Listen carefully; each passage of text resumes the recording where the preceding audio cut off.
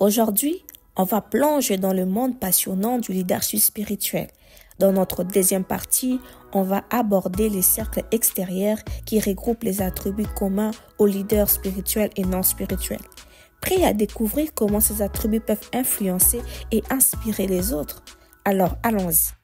Tout comme dans chaque église, chaque chrétien possède au moins un don spirituel, exerce dans un département ou ministère et cherche à inciter les autres à glorifier Dieu par leurs pensées, leurs émotions et leurs actions. Cependant, le Christ ressuscité a voulu dans sa souveraineté donner à certains des traits de caractère qui contribuent à faire d'eux des leaders plus compétents que d'autres. Je tiens à signaler que ces attributs ne sont pas tous spécifiquement chrétiens, mais lorsque nous sommes remplis du Saint-Esprit, ils sont transformés et mis à la disposition des desseins de Dieu. Premièrement, toujours en mouvement. Les leaders spirituels sont insatisfaits du statu quo. Ils veulent explorer le monde au-delà de leur zone de confort. Ils aiment le changement, découvrir de nouveaux horizons et faire grandir leur ministère. Deuxièmement, optimiste. Le leader spirituel reste optimiste, non parce que l'homme est bon, mais car il sait que Dieu règne et que toute chose concourt au bien de ceux qu'il aime. Malgré les imperfections de l'Église, il croit à une meilleure part qui nous attend. Il se rappelle que Dieu a donné son propre Fils pour nous et qu'il nous donnera aussi toutes choses avec lui. Troisièmement, intense. La qualité que je recherche chez mes collègues, c'est l'intensité. Romains 12, où il déclare que si votre don est celui du leadership, vous êtes appelés à l'exercer avec zèle. De même, nous lisons dans Romains 12, 11, « Ayez du zèle et non de la paresse. Soyez fervents d'esprit. » Lorsque les disciples se souviennent du comportement de Jésus dans les temples de Dieu, ils qualifient celui-ci de mots empruntés à l'Ancien Testament. Les aides de ta maison me dévorent. Les leaders suivent les conseils d'Ecclésiaste 9, 10. Tout ce que tu trouves à faire, fais-le avec l'énergie que tu as. Quatrièmement, maître de lui-même. Comment pourrions-nous diriger les autres vers Dieu si nous sommes nous-mêmes orientés vers le monde? Selon Galates 5, 23, la maîtrise de soi est un fruit de l'esprit, pas de notre volonté. Elle consiste à s'approprier la puissance de Dieu afin de dominer sur ses émotions qui pourraient nous pousser à remplir nos journées de projets inutiles. Dans 1 Corinthiens 6, 12, Paul affirme « Tout m'est permis, mais je ne me laisserai pas asservir par quoi que ce soit ». Le leader chrétien doit constamment examiner sa vie pour éviter tout esclavage aux distractions et aux tentations telles que la télévision, l'Internet, les réseaux sociaux, la nourriture, l'alcool, les cafés, les sodas, les sports, les jeux sur ordinateur, les lèche-vitrines, les romans sentimentaux, la pornographie, la masturbation ou la crainte de l'homme. Cinquièmement, capable de supporter la critique. C'est vrai qu'en tant que leader, il est inévitable d'être critiqué. Les véritables leaders spirituels ne cherchent pas à plaire aux hommes, mais à plaire à Dieu. La critique ne devait pas nous paralyser, mais plutôt nous aider à grandir et à nous améliorer.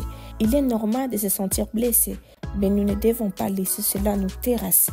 Sixièmement, énergique. Une chose importante, les leaders spirituels ne sont pas paresseux. Ils utilisent leur temps avec sagesse et travaillent avec diligence. Ils ne se lassent pas de faire le bien et savent que leur travail n'est pas vain. Ils reconnaissent que c'est la grâce de Dieu qui les soutient et les fortifie. Ils combattent avec la force de Dieu qui agit puissamment en eux. Septièmement, aiment la réflexion. Tout à fait. Un leader ne se contente pas de suivre aveuglément les autres. Il utilise son raisonnement et sa réflexion pour prendre des décisions éclairées. Il n'est pas crédule, mais critique de manière positive. Il pèse les situations, considère les avantages et les inconvénients et prend des décisions basées sur une réflexion rigoureuse. Cela ne signifie pas qu'il néglige la prière et la révélation divine. Au contraire, il reconnaît que Dieu utilise aussi notre intellect pour nous donner compréhension et connaissance. Huitièmement, éloquent. Pour être un bon leader, il est essentiel de pouvoir exprimer ses pensées clairement et de manière rigoureuse. Comme l'apôtre Paul, le leader cherche à persuader les autres avec des phrases précises et convaincantes. Malheureusement, de nos jours, il y a beaucoup de confusion verbale et de manque de clarté dans les discussions. Cela peut rendre difficile la transmission d'idées et le développement d'un leadership efficace. Il est important de travailler sur notre capacité à communiquer de manière claire et concise pour être un leader fort et influent. Neuvièmement, capable d'enseigner. Les meilleurs enseignants sont souvent les grands leaders dans nos églises. Selon 1 Timothée 3:2, il est important que ceux qui dirigent dans l'église soient également capables d'enseigner. Un bon enseignant possède certaines caractéristiques essentielles. Il pose des questions difficiles, analyse son sujet en détail, anticipe les obstacles et trouve des façons de rendre des concepts complexes compréhensibles pour tous. Il est concret, précis et cherche à relier les découvertes à la vie quotidienne. Un bon enseignant cherche toujours à stimuler la réflexion et encourager ses élèves. Dixièmement, un bon juge du caractère. Jésus nous enseigne à être perspicace dans notre jugement des autres. Un bon leader a un flair pour reconnaître ceux qui sont prêts à apprendre et à changer, ainsi que les potentiels chez les nouveaux croyants. Ils sont capables de détecter l'orgueil, l'hypocrisie et l'amour du monde. Un leader spirituel trace sa route tout en restant ouvert aux autres. Onzièmement, un rêveur. Selon Joël 3:11, dans les derniers jours, les vieillards auront des rêves et les jeunes gens des visions. Un bon leader ne se contente pas d'être insatisfait du présent, il rêve aussi de l'avenir. Comme Élisée, un leader peut voir la puissance de Dieu qui éclipse les problèmes à venir. C'est un don rare de discerner la souveraineté de Dieu au milieu de l'opposition. Beaucoup de gens se concentrent sur les problèmes et les raisons de ne pas avancer, mais l'espoir et les solutions demandent plus d'efforts. Douzièmement, organisé et efficace. Un leader aime l'organisation et la clarté. Il préfère les lignes droites au cercle et déteste les réunions qui tournent en rond. Il planifie ses journées, semaines, mois et années pour maximiser son efficacité. Il comprend l'importance de lier les décisions aux actions. Même si Dieu guide ses pas, il sait qu'il doit aussi planifier sa route. Treizièmement, capable de prendre des décisions. Dans 1 Roi 18:21, Élie s'écrit « Jusqu'à quand boiterez-vous des deux côtés ?» Si l'Éternel est Dieu, allez après lui. Si c'est Baal, allez après lui. Un leader ne peut être paralysé par l'indécision. Il préférera prendre des risques plutôt que de ne rien faire. Il sait déverser son cœur dans la prière, s'imprégner de la bonne nouvelle, puis se reposer dans la souveraineté de Dieu. Quand sonne l'heure de prendre des décisions, conscient qu'il commettra probablement quelques erreurs. Quatorzièmement, persévérant. La persévérance est une vertu essentielle. Que ce soit dans notre relation avec Dieu ou dans notre ministère, Jésus nous encourage à persévérer jusqu'à la fin pour recevoir le salut. Et Paul nous rappelle de ne pas nous lasser de faire le bien. Il est facile de rechercher la satisfaction instantanée, mais la véritable croissance et les réveils viennent souvent avec la persévérance. Même si les difficultés se multiplient, il est important de continuer à avancer et à accomplir la volonté de Dieu. Les critiques seront oubliées lorsque nous persévérons et voyons le fruit de nos efforts. Quinzièmement, amoureux de sa femme. Les hommes qui sont mariés et leaders ont une grande responsabilité d'aimer et de respecter leur femme.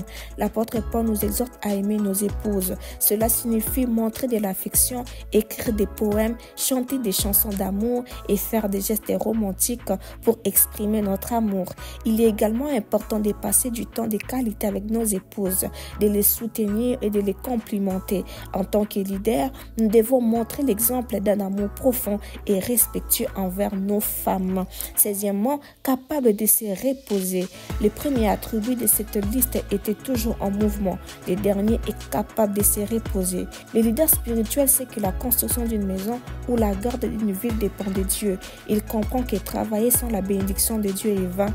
Par conséquent, il ne se laisse pas emporter par un travail excessif et il sait l'importance de se reposer. Il sait que Dieu peut accomplir davantage pendant son sommeil que ce qu'il pourrait accomplir en travaillant sans repos. Il gère sa vie et sa santé avec sagesse en trouvant un équilibre entre le travail et le repos. Cela lui permet d'être plus efficace et de maximiser ses efforts. Permettez-moi de réitérer un point crucial. C'est le cercle intérieur qui rend le leadership spirituel. Le leadership spirituel trouve sa source dans notre reconnaissance de notre besoin désespéré d'un sauveur. Cela nous pousse à écouter Dieu dans les Écritures et à lui adresser nos prières, en plaçant notre confiance en Dieu et en espérant en ses promesses. Nous sommes libres de vivre une vie d'amour et de service. C'est ainsi que nous reflétons la gloire de notre Père Céleste et que les autres peuvent voir Dieu à travers nous. C'est la fin de cet épisode. Écrivez dans les commentaires la tribu qui vous a le plus touché et partagez-la si cela vous a béni. Vous trouverez cet ouvrage sur Internet, mais aussi dans les librairies chrétiennes. Abonnez-vous pour ne rien rater et que Dieu vous bénisse. À la prochaine!